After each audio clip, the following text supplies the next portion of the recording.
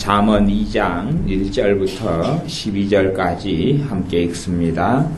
내 아들아, 내가 만일 나의 말을 받으며 나의 계명을 내게 간직하며 내 귀를 지혜에 기울이며 내 마음을 명철에 두며 지식을 불러 구하며 명철을 얻으려고 소리를 높이며 은을 구하는 것 같이 그것을 구하며 감추인 보배를 찾는 것 같이 그것을 찾으면 여호와 경외하기를 깨달으며 하나님을 알게 되리니 대저 여호와는 지혜를 주시며 지식과 명철을 그 입에서 내심이며 그는 정직한 자를 위하여 완전한 지혜를 예비하시며 행실이 온전한 자에게 방패가 되시나니 대저 그는 공평의 길을 보호하시며 그 성도들의 길을 보전하려 하심이니라.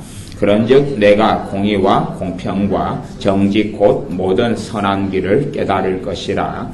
곧 지혜가 내 마음에 들어가며 지식이 내 영혼에 즐겁게 될 것이며 근신이 너를 지키며 명철이 너를 보호하여 악한 자의 길과 패역을 말하는 자에게서 건져내리라. 아멘. 신자들의 삶 속에서 지혜는 굉장히 중요한 그러한 자리를 차지합니다. 지혜와 연결되는 단어는 지혜, 그 다음에 명철, 그리고 지식이란 단어가 됩니다.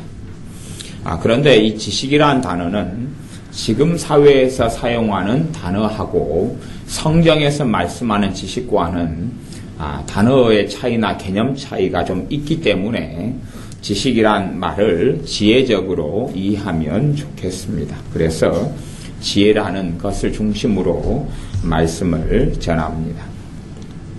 내 아들아, 2장 1절에 내가 만일 나의 말을 받으며 나의 계명을 내게 간직하며 내 귀를 지혜에 기울이며 내 마음을 명철에 두며 지식을 불러 구하며 명철을 얻으려고 소리를 높이며 지혜에 기울이고 그리고 마음을 명철에 두고 명철이라는 것은 어떤 면에서는 분별력이나 깨달음 같은 것을 이야기하는 단어입니다.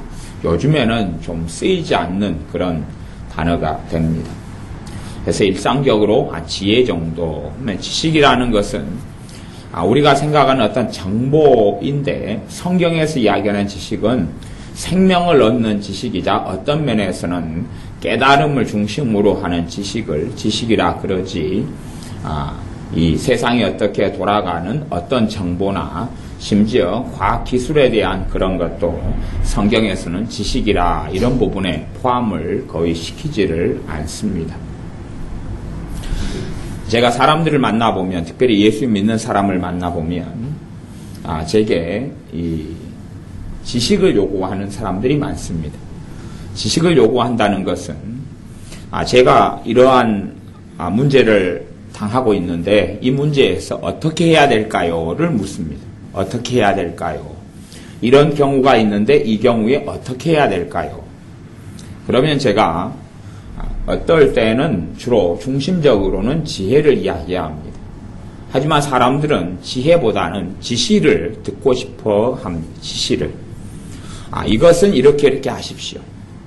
내가 어디로 이사 갈까요? 그러면 저는 지혜를 말하려고 애를 씁니다.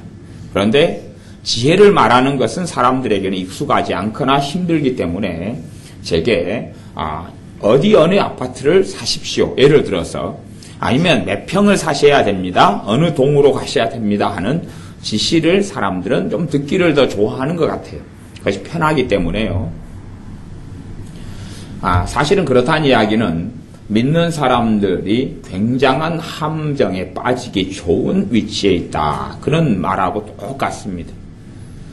왜냐하면 믿는 사람들이 하나님을 사모하고 뜻대로 살고 싶어 하지만 지식을 잡고만 또 하나님께 현대적인 지식이나 또 지시를 받으려고 하는 경향을 가진다면 그것은 사탄이 틈타기에 아주 좋기 때문에 그렇습니다. 어떠한 지시를 자꾸 받으려고 그래요. 그러나 하나님께서는 어떤 것을 지시하기보다는 성경의 66권의 진리의 말씀으로 말씀하시고 나아가서 이 진리의 말씀을 풀어가는 핵심 열쇠는 지혜라고 말씀합니다. 제가 명철이나 지식이라는 단어가 지혜에 예속된 단어다 이렇게 지금 표현했습니다. 그래서 지혜라는 걸 중심으로 이해하면 우리의 이해는 별로 틀리지 않게 됩니다. 지혜를 구해야 되는데 지식을 구하고 지혜를 구해야 되는데 지시를 받는 것을 원합니다. 하나님은 하나님의 자녀들을 성장하여서 그들이 분별력이 있고 지혜가 있는 사람이 되기를 원하십니다. 그런데 사람들은 자신이 성장하고 자라는 것을 생각하기보다는 어떠한 지시를 받는 걸 좋아합니다. 왜요? 지시받는 게 편하기 때문에 그렇습니다. 하지만 하나님께서는 사람들에게 지시하기보다는 지혜를 얻으라 그러고 지혜 구하는 자에게 지혜 주시기를 기뻐하십니다. 하나님께서 우리에게 예를 들어 부모로서 10,000원을 주신 다음에 우리에게 지시를 합니다. 너가 10,000원 가운데 1,000원은 이렇게 쓰고 또 1,000원은 이렇게 쓰고 2,000원은 이렇게 쓰고 500원은 이렇게 쓰고 300원은 이렇게 쓰고 거기에 남은 돈 2,500원은 어떻게 쓰고 어떻게 써라. 우리는 그걸 지켜야 한다면 삶이 얼마나 피곤하고 복잡하겠느냐 그것입니다. 또 10,000원은 좀 그렇다 그래도 한 100,000원 더 큰 돈을 주면서 100,000원 가운데 이제 500원은 이렇게 쓰고 1,000원은 이렇게 쓰고 1,500원 이렇게 쓰고 계속 그런다면 어떻게 우리가 그 피곤한 인생을 다 살아갈 수 있느냐 하는 겁니다. 성령님의 음성, 하나님의 음성을 어떤 사람들은 많이 추구합니다. 물론 예수님의 사람들이, 주님의 사람들이 주님의 음성을 듣고 사는 것은 지극히 중요한 일입니다. 성령님의 음성, 하나님의 음성을 듣고 사는 건 굉장히 중요한 일이 됩니다. 그러나 하나님의 음성, 성령님의 음성을 듣는데 그것을 지시적으로 들으려 그러면 아주 문제가 있습니다. 지시를 받으려 그래요. 하나님 어떻게 이 문제를 풀어가야 됩니까? 하나님 이것을 어떻게 해야 됩니까? 좀 가르쳐 주십시오. 아이들이 자라가면서 부모로부터 요리하는 것을 배웁니다. 어떤 요리? 라면을 끓이는 것을 배웁니다. 그 다음 맨 처음에는 라면 끓이는 것에 지시는 맞지요. 물은 얼만큼 넣어야 됩니다. 물량은 어떻게 해야 된다. 그리고 라면은 언제 넣어야 된다. 그리고 풀펄 끓은 다음에 언제 계란을 넣어야 된다 하는 지시를 맨 처음엔 받아요. 그런 다음에 라면 끓이기를 배워요. 그러나 시간이 좀 흘러간 다음에는 이제 스스로 라면을 끓여야 되는 거죠. 스스로 끓이면서 시행착오를 거치고 알아갑니다. 그런데 라면을 아이가 끓이는 걸 배운 다음에 그 다음에 내내 계속하여서 부모가 옆에 감시하고 붙어 있으면서 지금 이제 물 얼만큼 부어라. 또 지금 물 끓기 시작했으니까 라면 지금 바로 집어넣어라. 면은 어떻게 되었다. 계속하여 한다면 아이는 라면 끓일 때마다 큰 고통을 받게 될 것입니다. 신앙생활을 꼭 그렇게 하기를 좋아하는 사람들이 있습니다. 하나님으로부터 지시를 자꾸 받으려고 그래요. 그런 지시를 받으려는 마음과 생각으로 하나님의 음성을 들으려고 그럽니다. 그러나 그것은 마귀 역사가 쉽게 틈타고 마귀 역사가 들어올 수 있는 문을 열어놓게 됩니다. 하나님께서는 하나님의 자녀를 지시하는 경우가 있지만 그것은 아주 특별한 경우에 지시를 하시지 나머지 부분에서는 지시보다는 지혜적으로 하나님은 일하시며 역사하십니다.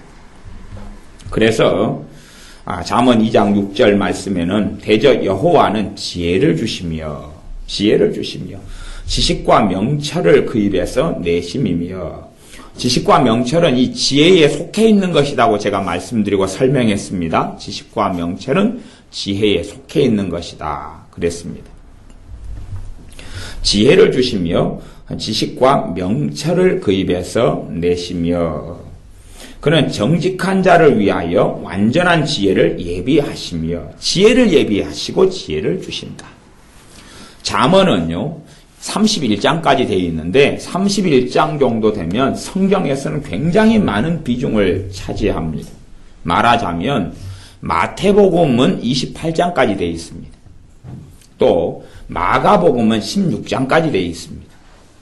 로마서 같은 경우도 한 16장까지 되어 있고 갈라디아서는 6장까지 되어 있고 그렇게 오히려 잠언보다 훨씬 적은 비중과 양을 차지하는데 잠언은 31장이라는 굉장한 분량을 가지고 있습니다.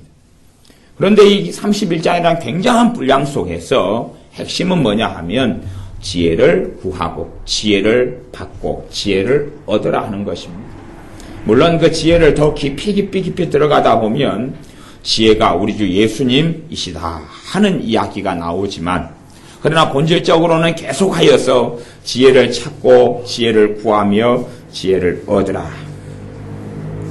은을 구하는 것보다 더 금을 구하는 것보다 더 지혜를 구하고 지혜를 얻으라. 그렇게 말씀을 계속합니다.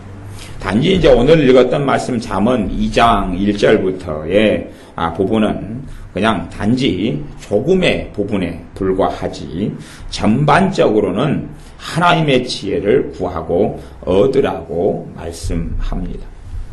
그러므로 신자의 삶에 하나님께서 신자를 어떻게 인도해 가시느냐, 어떻게 응답하시느냐, 어떻게 이끌어 가시느냐 하는 부분의 중심이 지혜가 되는 것을 기억하셔야 됩니다. 부모가 아이를 낳아서 키우면서 1살 때에는 또 2살 때, 3살 때에는 지시를 좀 많이 할 것입니다. 지시를. 왜? 전혀 모르기 때문에.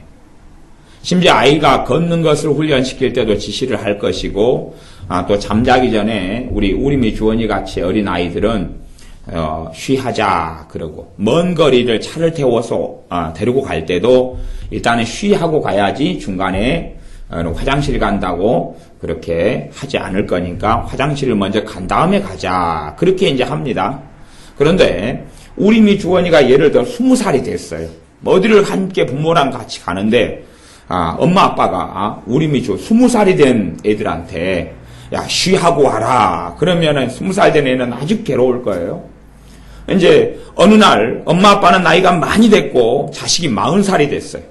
엄마 아빠가 같이 어디 가족 여행을 하면서 얘들아 쉬하고 와라. 가다가 소변이 마려우면 안 되지 않느냐. 그렇게 한다면 40살 된 자식은 정말 괴로울 거예요. 자식을 키워가면서는 점점 자식이 지혜로워지기를 부모는 원합니다.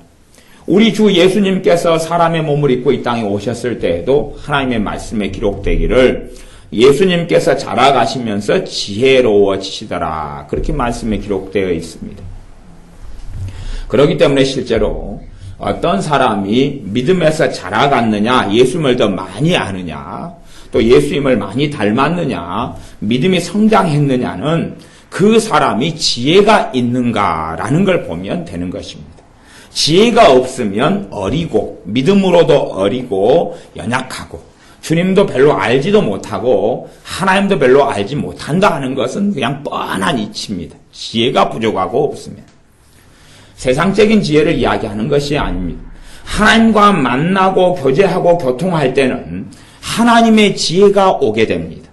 그런데 하나님과 만나지 않고 사귐이 없는 사람에게는 하나님의 지혜가 오지 않지요. 그렇기 때문에 나는 예수님을 잘 믿습니다. 그런다면 그 사람에게는 하나님의 지혜가 우리 주 예수님의 지혜가 있어야 됩니다. 나이가 얼마나 많든지 적든지 많이 배웠든지 안 배웠든지하고 상관없이 왜냐하면 지혜는 하나님의 지혜는 공부를 많이 하는 것이거나 지식이 많거나 엘리트거나 박사거나 대학을 나왔거나 하고는 상관이 없기 때문에 그렇습니다.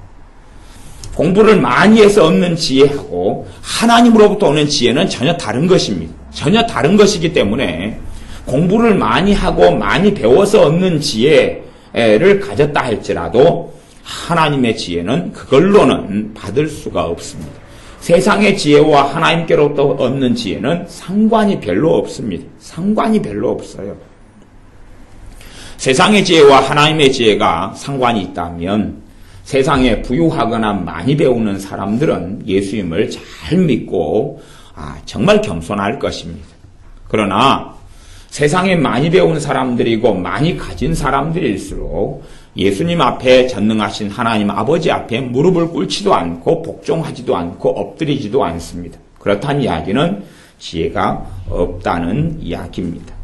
잠언 1장 7절 말씀을 보면 여호와를 경외하는 것이 지식의 근본이여늘 미련한 자는 지혜와 훈계를 멸시하느니라. 지식의 근본이고 지혜와 훈계를 멸시한다. 그렇게 말씀하니까 지혜하고 훈계하고 지식하고 이게 연결되는 단어구나. 그러니까 성경에서는 다루는 것은 지혜하고 지식은 하나로 가는 단어입니다. 하나로 가는 단어지 우리가 지금 생각하는 지식하고는 다릅니다. 그래서 미련한 사람은 지혜와 훈계를 멸시하고 지혜와 훈계가 별로 중요하지 않은 것이에요. 그러나 하나님을 경외하는 사람들은 지식을 얻고 지혜를 얻고 훈계를 받습니다. 1장 8절에도 내 아들아 내 아비의 훈계를 들으며 내 어미의 법을 떠나지 말라. 정말로 지혜로운 사람들은 부모나 아버지나 어머니의 훈계를 받으면서 지혜를 얻어갑니다. 그러나 지혜롭지 못한 사람들은 자기의 고집과 아집과 자기 생각을 내세우고 앞세웁니다. 그것을 교만이라 그러지. 그래서 교만한 사람은 패망하는 삶을 살게 되고 겸손한 사람은 하나님의 지혜를 얻는다 그랬습니다. 하나님의 도우심을 받고 하나님의 돌보심을 받고 하나님의 은혜가 임하고 하나님의 축복이 임한다. 그렇게 말씀합니다.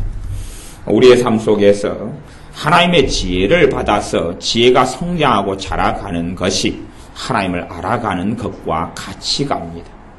하나님의 말씀에 대해서도 이 말씀의 뜻이 이 뜻이구나 하는 그런 지식적인 부분이 아니라 말씀의 전반적인 지혜를 얻어야 됩니다. 지혜를 얻어야 이것을 영적인 원리다 그렇게 말하기도 합니다.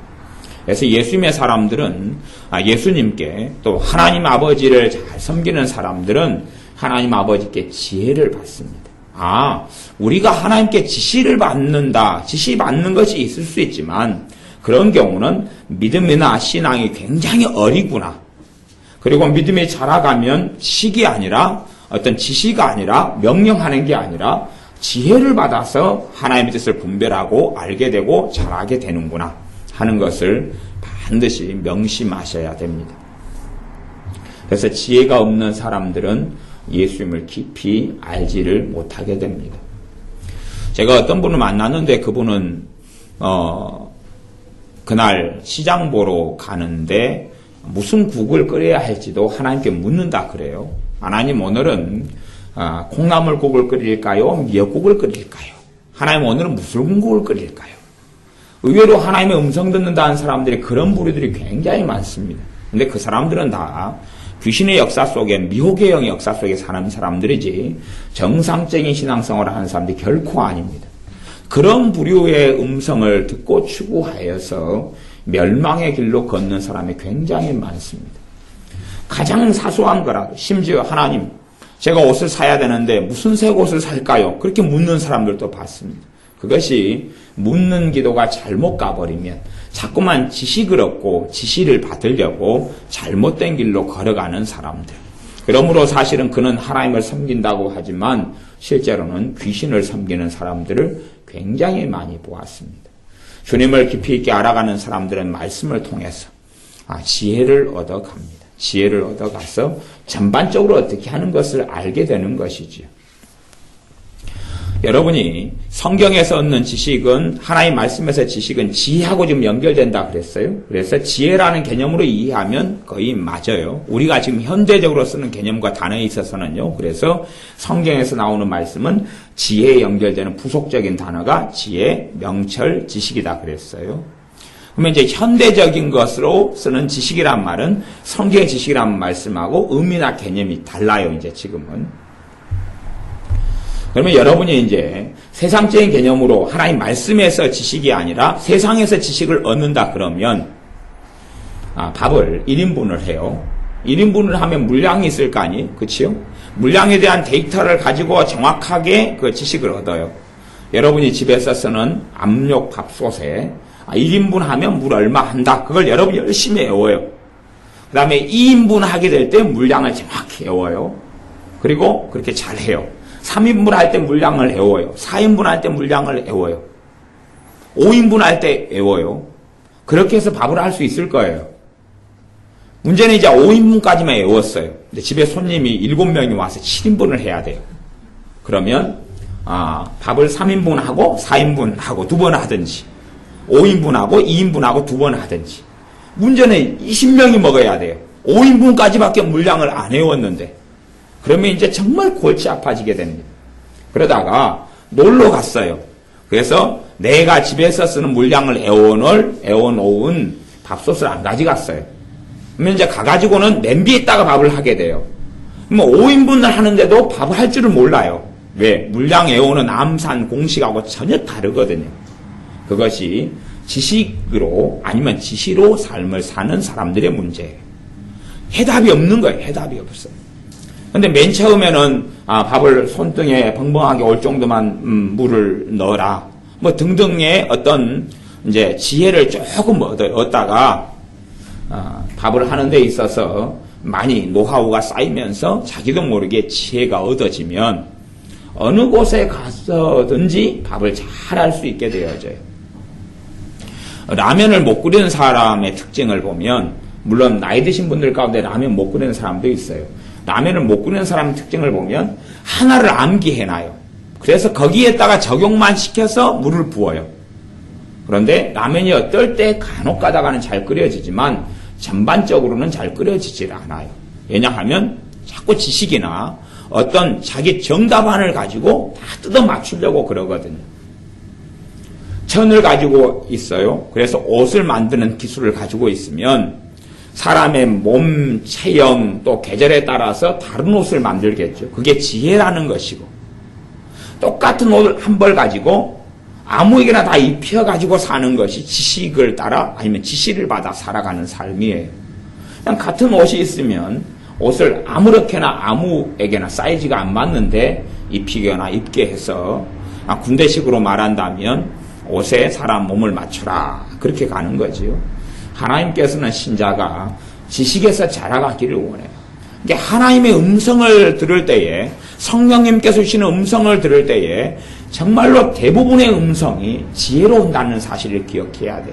이렇게 해라 그렇게 오는 음성은 정말 위험하고 또 그것이 잘못된 음성일 수가 많다는 것을 꼭 기억해야 됩니다. 하나님의 음성은 영감의 형태로 많이 오고 그것이 지혜로 와요. 지혜로. 내가 이렇게 하면 풀릴 것 같구나. 이렇게 해야 되겠구나 하는 지혜로 응답이 오지. 정확하게 이럴 때는 이렇게 하고 저럴 때는 저렇게 한다 그러면 여러분이 어리석은 밥하는 사람처럼 꼭 한 밥솥에다가 물량을 다 애워야 되는 것과 마찬가지예요. 5인분까지 물량을 애웠는데 문제는 동생이 사고를 쳐요. 동생이 하는 말이 자기하고 둘이서 밥을 해먹는단 말이 이제 엄마 아빠가 이제 일 나갔고 동생하고 자기하고 둘이 해먹으니까 2인분만 먹으면 되잖아요. 그런데 동생이 이야기해요. 언니 나 밥 한 그릇 반 먹을 거야. 그러니까 이제 2그릇 반 2.5인분을 해야 되니까 이 골치 아픈 문제가 되는 거예요. 2인분은 알겠고 답을 알고 3인분도 알고 4인분도 알고 5인분까지 아는데 2.5인분은 어떻게 해야 되느냐. 그걸 해결하려면 간단한 방법이 있어요. 자기도 1.5인분을 먹으면 돼요. 그럼 1.5, 1.5가 3인분을 하면 돼요. 아니면 동생을 설득해야 돼요. 야, 언니는 밥을 2인분도 할 줄 알고 3인분도 할 줄 알지만 2.5인분을 할 줄 모르니까 너가 참아라. 그래서 아무리 배가 고파도 1인분만 먹어라. 아니면 3인분을 할 테니까 너가 2인분을 먹어. 1.5인분은 안 돼. 2그릇을 먹든지 1그릇을 먹든지 1그릇 반은 안 돼. 그러니 너가 그걸 알아야 돼. 너가 꼭 1그릇 반을 먹으면 언니는 반그릇밖에 못 먹게 돼. 아니면 언니는 1그릇만 먹고 싶은데 1그릇 반을 너가처럼 먹어야 되니까 나도 안 돼. 그러면서 다툼이 아마 일어나게 되거나 한 명은 희생해야 되고 1그릇 반을 더 먹어야 되는 희생을 하거나 아니면 굶주린 배를 움켜잡아야 될 수도 있다 그런 말이에요. 그래서 하나님의 음성과 성령의 역사가 내가 정말 어린 신자일 때는 지시로 올 수 있어요. 지시로. 지시로 올 수 있는데 지금 3살짜리가 막 잠을 늦게까지 안 자고 있으면 엄마 그럴 거 아니에요. 자라! 그럴 거 아니에요.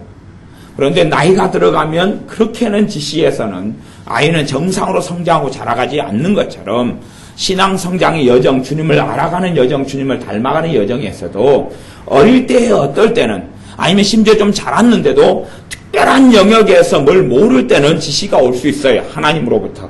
근데 그것은 예외라는 사실이에요. 일반적으로는 지시가 오질 않아요. 제가 믿음 생활 한 30년 한 분도 만나보면 하나님의 음성을 듣고 싶다 그래요. 그런데 그들이 듣고 싶은 음성은 뭐냐면 지시예요. 지시예요. 그런 분에게는 제가 사실 이야기해주고 싶어요. 하나님의 음성 대신 제가 지시를 내려드리겠습니다. 내일은 콩나물국 끓여 드세요. 모레는 시금치국 끓여 먹으세요. 시금치국이 있는지 없는지 몰라도 명단을 쫙 주면 되죠. 지시를 받고 싶으니까 한 달간 지시 목록을 제가 내려주면 될 거예요. 주간계획표를 보내줘가지고 몇 시에 일어나시고 몇 시에 주무시고 화장실은 몇 시에 가시고 한 달간 딱 살면 미치겠다 그럴 거예요. 뭐 도무지 못하겠다. 하나님은 그렇게 사람을 인도하고 이끌지 않습니다. 그렇기 때문에 잠언 1장부터 31장까지 어마어마한 분량 속에 하나님은 지혜를 얻으라. 또한 그러면서 이 지혜를 구하고 얻는 것이 하나님을 경유하는 것을 깨닫는 것이다. 잠언 2장 3절부터 제가 또 읽어보겠습니다. 지식을 불러 구하며 명철을 얻으려고 소리를 높이며 은을 구하는 것 같이 그것을 구하며 감추인 보배를 찾는 것 같이 그것을 찾으라 그 말이에요.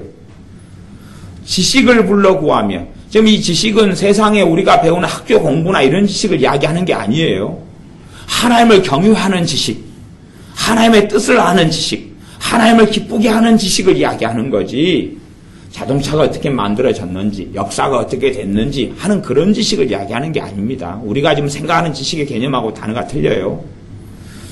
의미가 틀리다 그 말이에요. 지식을 불러 구하며 명철을 얻으려고 소리를 높이며 은을 구하는 것 같이 그것을 구하며 감추인 보배를 찾는 것 같이 그것을 찾으며 감추인 보배는 숨겨진 보물 찾기 하는 것처럼 보물을 찾는 거예요.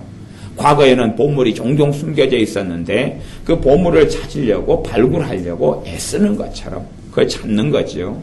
제가 아이들을 운동장에다가 모아놓고 나중에 이제 제가 뭐 한 다음 주나 아니면 그렇게 제가 보물찾기를 한두 번 해보려고 그래요. 보물찾기 하면 이제 숨겨놓으면 찾으면 이제 꽝도 있고 100원도 있고 500원도 있고 아니면 뭐도 있고 그럴 거 아니에요. 그러면 그렇게 이제 해놓으면 애들이 열심히 보물을 찾을 거 아니에요. 왜 거기 찾으면 내가 얻는 게 있으니까. 근데 그것보다도 하나님께서는 더 지식을, 명철을, 지혜를 얻으려고 보물 찾는 것처럼, 숨겨진 보물 찾는 것처럼 하라 그렇게 말씀하셨어요. 근데 문제는 예수님의 사람들이 지혜를 얻는 것, 하나님의 지식을 얻는 것, 또 하나님을 아는 명철을 얻는 것은 관심이 없다는 거예요. 관심이 없어요. 오히려 더 관심이 있는 것은 은사를 받는 것, 능력을 얻는 것, 아니면 성령님께서 임재하시면 여러 가지 임재의 현상들이 있어요. 그러면 성령님께서 임재하는 그 현상들을 느끼려고 막 그래요. 막 진동이 온다거나 불이 임한다거나 아니면 뭐 전기가 찌릿찌릿한다거나 그런 현상을 추구하려고 했어요.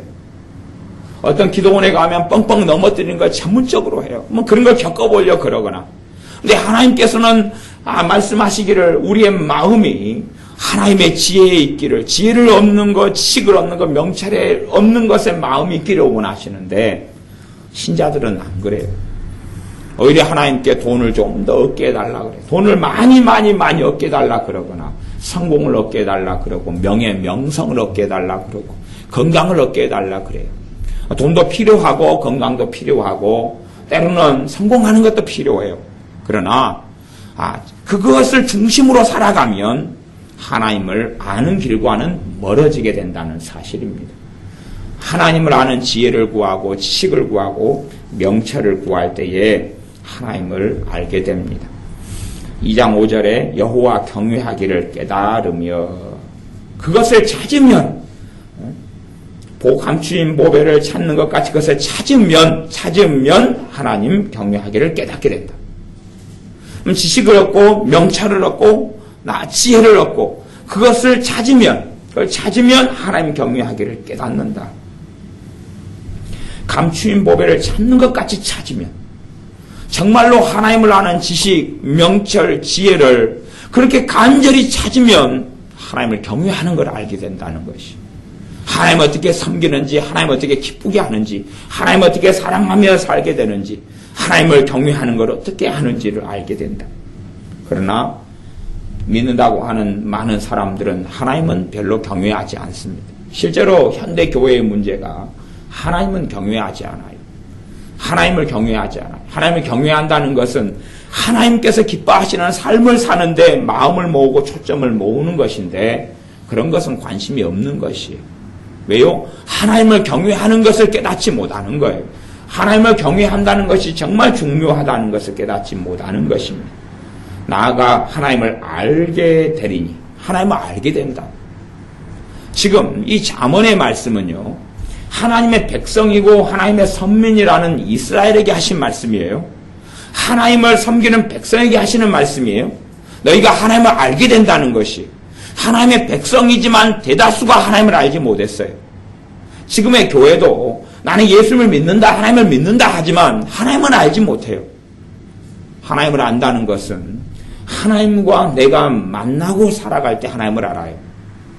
불상처럼 멀리 떨어져서 구경만 해요.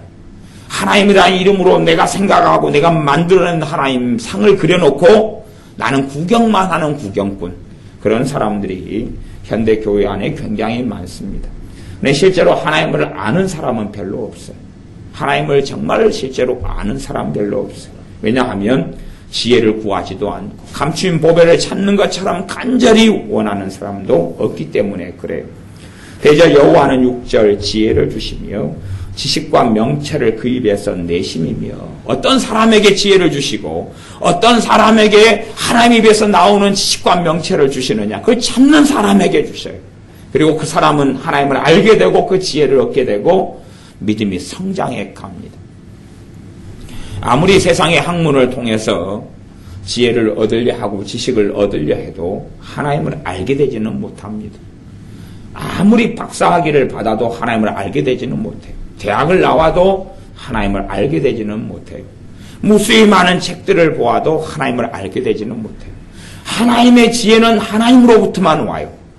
하나님의 지식과 하나님을 아는 지식과 명철은 하나님으로부터만 와요. 그렇기 때문에 하나님으로부터 오는 지식과 명철과 지혜를 얻으려면 우리가 하나님 앞에 섰을 때 그 앞에 엎드렸을 때에 내가 지혜가 없다는 사실, 내가 지식과 명철이 없다는 사실을 인정해야 됩니다. 그 겸손이 있을 때에 하나님으로부터 오는 지식과 명철과 지혜를 얻을 수 있습니다. 그러나 나는 좀 똑똑해. 나는 똑똑해. 나는 가진 게 있어. 그렇다면 얻을 수 없는 것이에요.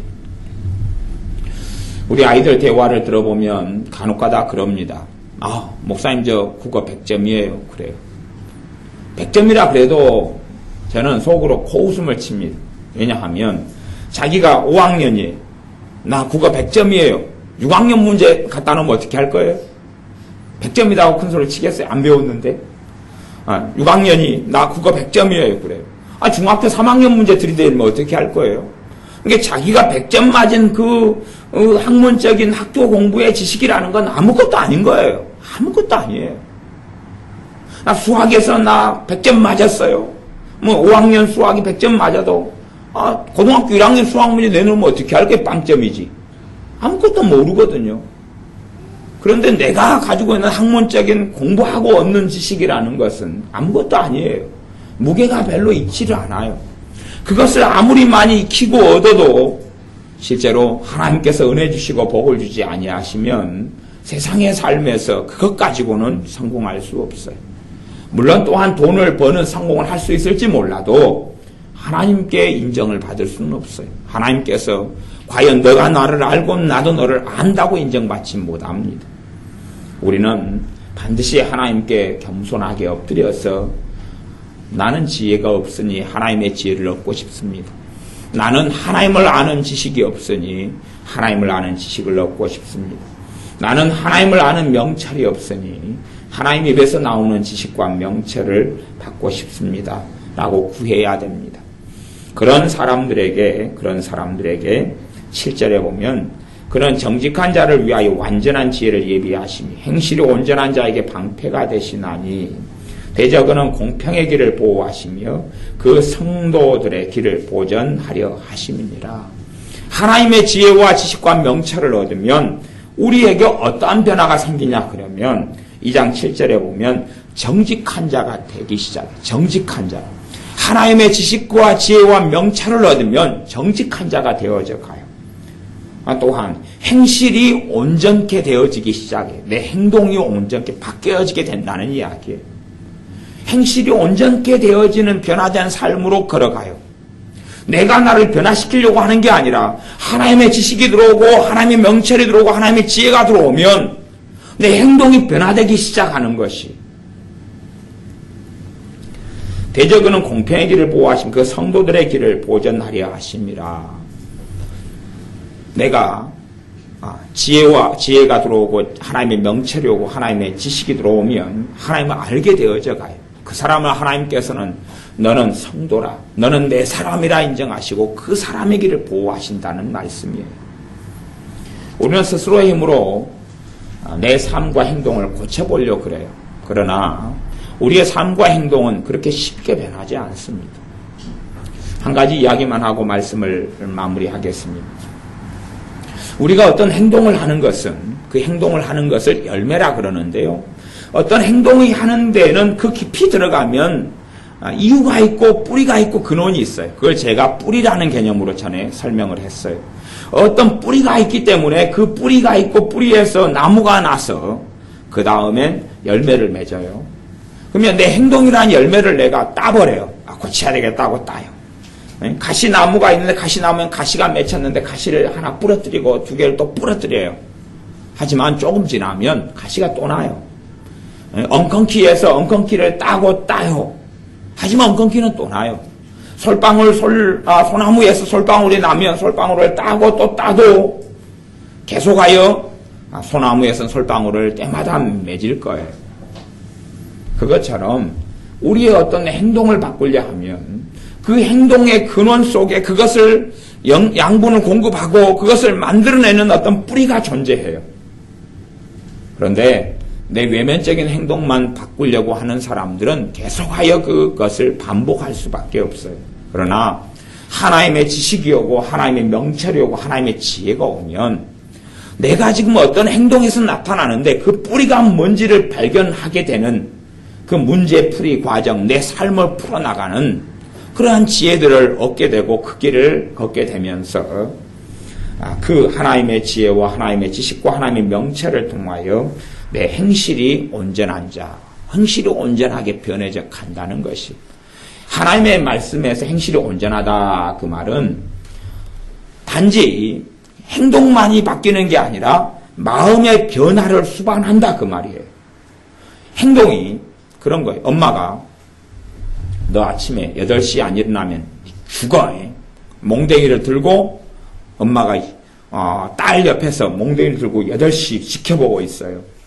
그러면 아마 그럴 때는 무서워가지고 7시 돼서 깨어날 거예요. 시계를 본다면 아직 1시간 더 자면 되겠다. 그리고 하다가 무슨 소리가 나면 8시가 되지 않았나 얼른 시계 보고 핸드폰 시계 확인하니까 아직 8시 안 됐구나. 7시 반이네. 또 기다리 괜찮겠다. 또 엎드려 벌벌 떨면서 8시까지 기다려요. 그러다가 벌떡 일어나서 엄마 나 8시에 일어났어요. 그러는 거죠. 무서웠어요. 하지만 실제 마음 안에서 엄마가 이야기하고 엄마를 존경해가지고 엄마 말에 순종하는 거하고는 다르다 그 말이에요. 이게 마음의 변화는 없는 거예요. 마음의 변화는 없어요. 이게 부모가 자녀를 훈계하더라도 오늘도 아이들과 등산을 하면서 애들의 말을 들어보았어요. 애들의 말을 들어보았더니 애들의 말이 그거지요.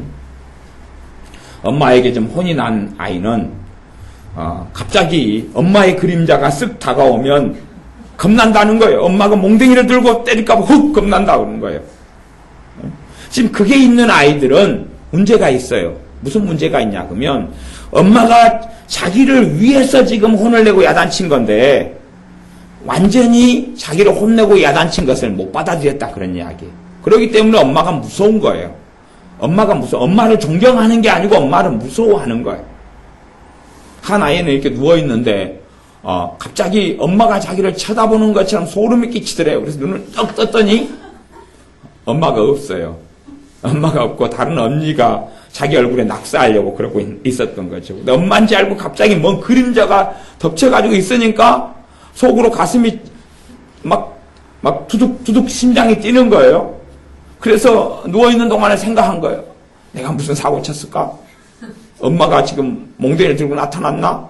그리고 막 가다가 눈을 딱 떠보니까 언니가 자기 얼굴 낙서하려고 다른 언니가 볼펜을 가지고 있는 걸 보고 아이고 살았다. 내 얼굴에 낙서해도 괜찮은데 엄마한테 맞으면 죽는데. 그러니까 아이들이 엄마에게 혼나고 아빠에게 혼나면서 사실은 마음의 변화는 가져오지 않아요. 무서운 거죠. 무서워요. 무서워서 변하는 척하지만 엄마가 사라지고 아빠가 사라지면 자기 마음대로죠. 그리고 물론 보는 데서는 그래서 그럴 때는 보는 데서는 잘하는 것 같고 안 보는 데는 자기 마음대로예요. 그 이중적이다 그래요. 마음의 변화는 가져오지 않고 보는 데서는 착한 사람으로 있다가 안 보는 데서는 자기 마음대로 하다가. 그래서 당신들, 난 당신들을 알고 있어요. 얼마나 이중적인지, 볼 때 안 볼 때 행동이 다른지 당신들 다 알고 있으니 두고 봅시다. 마음의 내면이 변해야 돼, 내면이. 겉과 속이 같아야 돼요. 겉과 속이 같아야 돼. 그걸 행실이 온전하다 그러는 것이. 근데 겉과 속이 다르면 행실이 온전하지 않아요. 말하자면 엄마가 내가 잘못했을 때 나를 혼을 내요. 그러면 본질을 정확히 깨달아야 돼. 본질은 뭐냐 하면 나를 사랑하고 나를 축복하기 위하여 혼을 내는 것이. 나를 바르게 잡고 나를 사랑하고 내가 하나님의 사람으로 살게 하기 위하여 혼을 내는 것이. 그런데 그 본질을 못 깨닫는 아이는 당장의 위기만 모면하려고 그래요. 당장에 엄마에게 덜 맞기 위해서 엄마한테 잘못했다고 막 빌어요. 엄마 잘못했어요. 나 좀 살려주세요. 엄마 타협합시다. 나 세대 때리려고 하는데 한 대만 때리면 다음에 고칠게요. 그렇게 타협하려고 자꾸 그래요. 하지만 그때의 어려움과 위기만 모면하면 그 다음에 슬슬 눈치 보면서 볼 때는 하는 척하고 안 볼 때는 안 해요. 왜냐하면 혼내는 것이 자기를 위해서 했다는, 자기를 사랑하기 때문에 아빠가 회초를 들고 엄마가 회초를 들었다는 그 본질을 이해하고 깨닫지 못하기 때문에 그래요. 그리고 단지 그냥 겉만 살짝 변하려고 그래요. 아니 변하는 것처럼 그렇게 가식을 해요. 그것이 위선이고 위선자라 그러지요. 그러니 여러분 마음속에 어린이들은 마음속에 못된 게 있으면 못된 걸 드러내면서 고치려고 해야 돼요. 마음은 하나도 안 고치지고 변하지 않고 행동만 보는 데서 눈 가리고 아웅하면 그런 경우에 행실이 온전치 않다 그러고 하나님의 지식과 지혜와 명철을 얻지 못한다 그러는 것이. 자요, 다시 잠언 2장의 말씀을 마무리합니다. 하나님의 지혜를 간절히 찾고 얻고 하나님의 지식을 간절히 찾아서 얻고 간절히 찾으면 하나님을 경외하기를 깨닫는다. 그리고 내가 변화되는 것이. 말씀의 진리는 그것이 내가 막 변화됐더니 하나님의 지혜가 오고 내가 나를 달라지게 만들고 발버둥을 쳤더니 하나님의 명철과 지식이 오는 게 아니라 내가 하나님의 지혜를 얻으려고 간절히 찾고 내가 하나님을 경외하는 걸 내가 깨달으려고 간절히 찾고 하나님의 지식과 명철을 간절히 찾을 때에 하나님을 깨닫는 은혜가 오고 하나님을 경외하는 것을 내가 알게 되고 하나님을 알게 되고 하나님의 지혜와 지식과 명철이 와서 내게 완전한 행실이 변하는, 마음도 변화되고 행동이 변화되는 걸 행실이 완전하다 그러는데 행실이 완전한 그 변화가 나타나며 그 다음에 하나님은 내 방패가 되시는 거예요. 그래서 7절에 보면 행실이 온전한 자에게 방패가 되신다니. 하나님의 지혜와 지식과 명철이 내게 들어오면서 내 행실이 온전히 바뀌어가면서 하나님께서 내 방패가 되어주는 거예요. 그러니까 내가 구하는 건 내가 하는데 내가 하나님의 지혜와 지식과 명철을 구하는데 하나님이 거기에 응답하시고 그리고 지혜와 지식과 명철을 주시면서 내가 성숙한 사람으로, 성장한 사람으로, 하나님을 아는 사람으로, 하나님을 경외하는 사람 바뀌어가면서 내 행실이 바뀌고 하나님은 내 방패가 되어주시고, 또 내가 정직하게 변해가고 하나님은 내게 또 완전한 지혜를, 그전에는 부분적인 근데 더 그 부분과 그 삶에 있어서 완전한 지혜를 하나님이 주신다고 말씀하는 거예요. 세상에 많이 배우거나 학문을 많이 알거나 태어나면서부터 IQ가 더 높은 사람, 태어나면서부터 머리가 좋고 똑똑하고 기억력이 좋고 EQ가 높은 사람이 하나님을 아는 게 아니라, 그런 사람에게 하나님의 지혜와 지식과 명철이 많은 게 아니라 하나님께 미련한 자로, 어리석은 자로 엎드려서 그분의 지혜와 지식과 명철을 구하는 사람에게 하나님께서는 지혜와 지식과 명철을 주는 겁니다. 좀 미련한 사람은 정말 장점이 있어요. 미련한 사람의 장점은 뭐냐 그러면, 내 미련한 줄 아니까 하나님의 지혜와 지식과 명철을 구해요. 똑똑한 사람은 똑똑한 것이 장점이지만 단점이 있어요. 똑똑함이 교만해요. 그리고 내가 미련하다는 걸 인정하지 못해요. 니 미련하구마. 나는 니보다 똑똑한데. 그러니 하나님 앞에서 난 미련합니다 인정하려면 굉장히 어려워요. 그런 사람들은 자기보다 공부 잘하는 아이들과 어울려 있으면 자기 미련한 줄을 알게 되지요. 그런데 미련한 것이 아주 단점이에요. 하나님의 지혜를 얻지 못하고 하나님의 지식과 명철을 얻지 못하면 미련한 사람은 항상 미련하게 사니까 조롱받고 초라하고 억울한 일도 당하고 사람에게 이용당하고 그래요. 똑똑한 사람은 자기가 똑똑하니까 사람에게 이용은 안 당하고 큰 소리치고 살 수 있을지 몰라도 겸손하고 엎드려지기 어려우니까 하나님 앞에서 지혜와 지식과 명철을 또 구하지를 않아요. 둘 다 장점하고 단점이 있는데 그래도 좋은 점, 어떤 것이 목사님 제가 보기에는 좀 더 좋냐 그러면 미련하고 멍청한 게 좀 더 좋아요. 대신에 하나님의 지식과 지혜와 명철을 안 구하면 이제 그 사람들은 미련한데 바보다. 미련한데 약이 없다. 그래서 미련한데는 약이 없다. 그 미련한데 진짜 미련하다. 그런 거고, 내가 좀 똑똑하고 잘났는데도 하나님 앞에 내가 지식과 지혜와 명철이 부족하다고 깨닫고 엎드리는 사람은 그 사람은 장땡이고, 그런데 그래도 그런 사람은 똑똑한 사람일수록 엎드리기가 어려운 거예요. 똑똑한 사람일수록 무슨 일이 벌어지면 내 잔머리만 굴리면 되니까. 그래도 해결이 되니까 하나님의 지혜와 지식과 명철을 잘 구하지를 않습니다. 우리 모두는 미련한 사람은 꼭 하나님의 지혜와 지식과 명철을 구하고, 똑똑한 사람은 자신을 넘어선 똑똑한 사람이 전 세계에 깔려있다는 것을 꼭 알아야 돼요. 우물 안에 개구리처럼 살지 말고 전 세계에 내가 상상하지 못하는 지혜와 지식과 이 세상의 학문을 가진 사람이 많고, 나는 그 사람 틈바구니에서 하나님의 아들로 딸로 살려면 하나님의 지혜와 지식을 얻어 하나님 경외하기를 깨닫고 하나님이 방패가 되어주시는 은혜를 누리고 하나님이 내게 함께 하셔서 돌봐주시는 그러한 사랑을 받고 살아가는 것이 최상의 길이고 삶이라는 것을 깨달아야 됩니다. 기도하겠습니다. 아버지 하나님, 우리가 하나님의 지혜와 하나님을 아는 지식과 하나님의 명철을 얻지 못하면 우리는 미련한 자, 무지한 자로, 정말로 하나님 보실 때 미련한 자로 살 수밖에 없사오니 하나님의 지혜를 간절히 우리가 구합니다. 하나님을 아는 지식과 명철을 구합니다. 숨겨진 보물을 찾는 것처럼 지식을 구하며 명철을 구하며 지혜를 구하는 우리들이 되게 하여 주셔서 하나님의 지혜가 임하고 하나님을 아는 지식이 임하고 하나님을 경외하기를 깨닫게 되어지고 하나님을 알게 되어져서 우리의 행실이 변하고 마음이 변하고 삶이 변하고 하나님 아버지께서 우리의 방패 되시는 것을 누리는 우리가 되게 하옵소서. 예수님의 이름으로 기도하옵나이다. 아멘.